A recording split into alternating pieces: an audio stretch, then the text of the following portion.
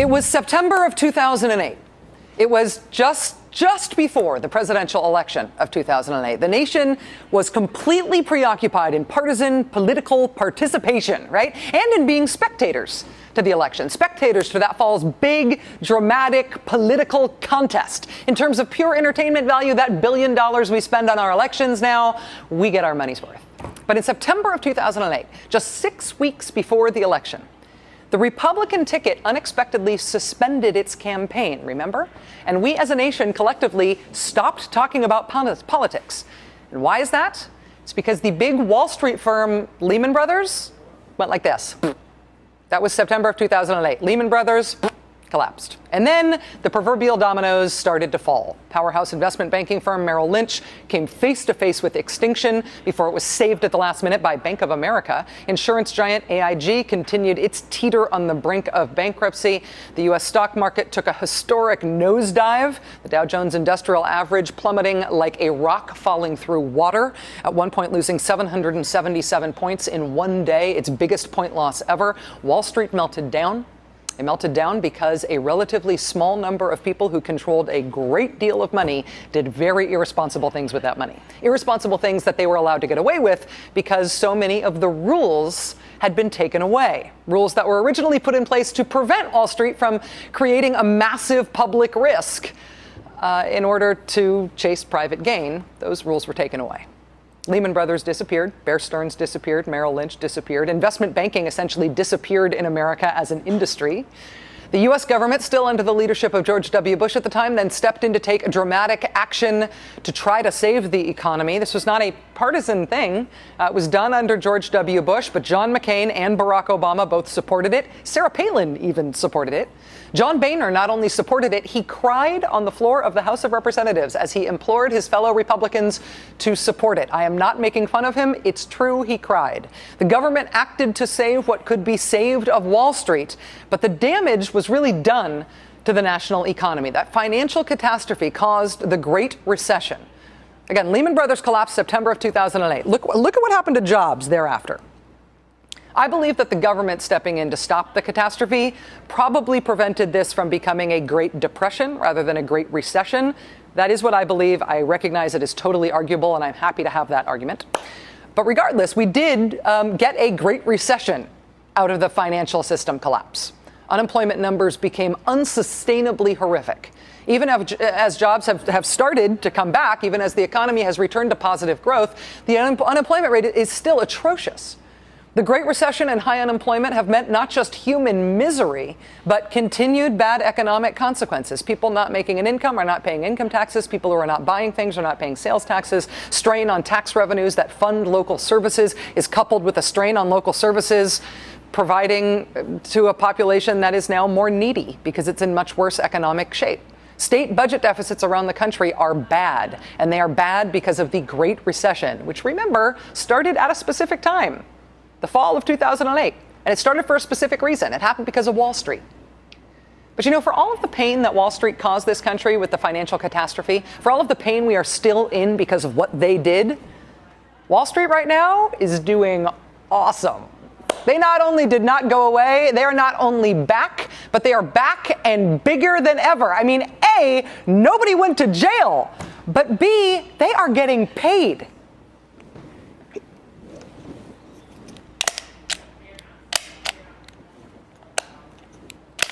Supposed to be my confetti gun.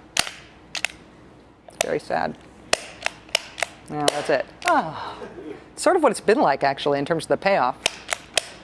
Yeah, that's it. Last year, Wall Street pay, including bonuses, hit a record high. The record they broke in 2010 was the record they set the year before in 2009. The whole idea of re-regulating Wall Street, reestablishing the old rules so they can't do this again, that is still a great idea, but what passed ultimately got dramatically watered down, thanks to senators like Scott Brown of Massachusetts.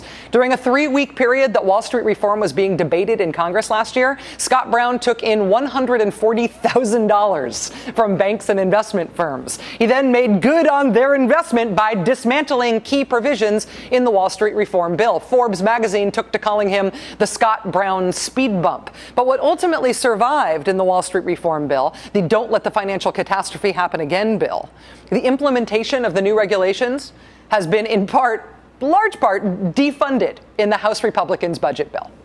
So, yeah, Wall Street totally destroyed our world. We are all still living in the rubble, but Wall Street's world has never been better or richer. So if you're a Wall Street titan of finance guy, it has been an awesome few years for you. Whee! Since you almost destroyed the world. If you are not a Wall Street titan of finance guy, though, this has been a tough few years, and it is about to get a lot tougher. There is not much of an American middle class left in economic terms. Over the last decade or so, the top 1% have seen their income gains skyrocket, while everybody else has remained pretty much flat. We've had economic growth in this country. There's been money made. It's just not being made by anybody who's not already rich. And the institution that more than any other made it possible for America to have a middle class in the first place, that institution is under attack like it hasn't been since the days of armed Pinkertons shooting at strikers. It appears to us right now that 17 states have, in some form or another, legislative attacks on union rights on their agenda. From Idaho, where the legislature voted yesterday to strip union rights from public school teachers, to Michigan, where the state Senate today passed a bill that would let the governor declare a financial emergency anywhere in the state and let his administration appoint someone to unilaterally nullify unions, nullify contracts, nullify a town government entirely if they want to. In Idaho and in Michigan and in New Hampshire and Hawaii and Montana and Alaska and West Virginia and on and on and on, Republicans are pushing these union stripping bills. Why are they doing this all at once? Did they plan this? They coordinate this at one of those Republican conferences? They're pushing to strip union rights, not just to get concessions on pay and benefits. Union rights themselves don't have any fiscal impact at all, but yet they're all pursuing it. All at once, in all these different parts of the country. Is it just a coincidence that they all just have the same bad, fiscally irrelevant idea at the same time that they all wanted to try to get away with under the guise of budget crises? What we do know, what's turning out to be the great surprise story of 2011, is that what the Republicans are doing has engendered a giant and previously unimaginable pushback. In Wisconsin, the pushback was so sustained and so strong that this union stripping fight has stretched out to 23 days, and each day, frankly, continues to be more dramatic than the last. In Michigan, the protests against the union stripping town government nullification bill provoked what were reportedly the largest protests ever at the Michigan state capitol. In Indiana, potentially 20,000 people are expected to protest union stripping there tomorrow. It's Indiana Democrats in the state assembly who are out of state in exile there. Indianapolis Star columnist Matthew Tully traveled out to the roadside hotel where Indiana's assembly Democrats have set up temporary shop. The way those Democrats described this fight is a real window into how important this pushback is for the country, how important this is for the future of the Democratic Party. Representative Marianne Sullivan of Indianapolis saying, quote, "The whole experience, I don't know how to explain it. It's been very powerful." Representative Scott Pilath of Michigan City saying, quote, "They've tapped into the things that bring us together. This is about our core principles." Representative Bill Crawford of Indianapolis saying, quote, "It has the appearance of a movement as opposed to a typical political battle." It is a movement. That's why none of these protests are one-day things. That's why national Democrats are going to have to get their head around this sooner rather than later. The dragon that's been awakened here is the Democratic Party's base, which the Democratic Party has been ignoring for a really long time. But the whole reason the Democratic Party exists is because it is supposed to stand up for people who have to work for a living. And when people who have to work for a living are directly attacked, like they're being attacked right now by all of these Republican measures around all of these states around the country. I mean, people knew they were down, but now they're being kicked when they're down. When people get attacked like that, they fight back. And they are expecting the Democratic Party to stand with them. They are demanding that Democrats stand with them. They are cheering Democrats on as heroes when Democrats do rise to the occasion. See Wisconsin. The Democratic Party has a base and a reason for being. And that's why what has happened in Madison has been so riveting. You know, and Indianapolis, and Boise, and Lansing, and Columbus, and everywhere else this is happening. But there is another side to this fight. Republicans, of course, didn't run saying they were going to do this stuff. Remember when Scott Walker in Wisconsin kept trying to convince everybody that he campaigned on stripping collective bargaining rights so nobody should be surprised about it? He, in fact, never said that in his campaign, that he was going to strip union rights in the way that he has. And there's a reason he didn't say it in the campaign. It is a tremendously unpopular idea. A Bloomberg News poll out today reveals massive support for public employees and for their right to collectively bargain. Look at this. 72% of Americans have a favorable opinion of public employees. 72%. 64% think they should have the right to collectively bargain for their wages. This is what Naomi Klein, author of The Shock Doctrine, was talking about in this show last night. The stuff they are doing to attack people's pensions and their union rights, take as many resources as they can as many resources as they control away from people who work for a living and give it away to businesses. This is not popular stuff. These are not popular proposals.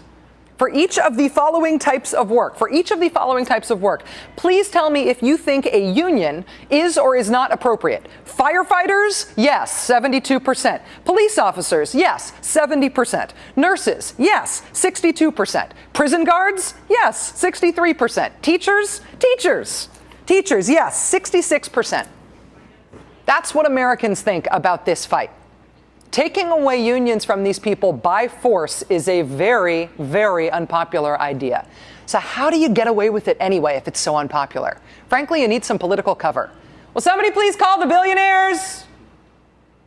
70% of the country may be against you on this, you guys, but you only need a couple of billionaires to balance that out in terms of PR, right? Karl Rove runs a group called American Crossroads. Other than becoming a Fox News celebrity, this is what he has done with his life since he left the White House.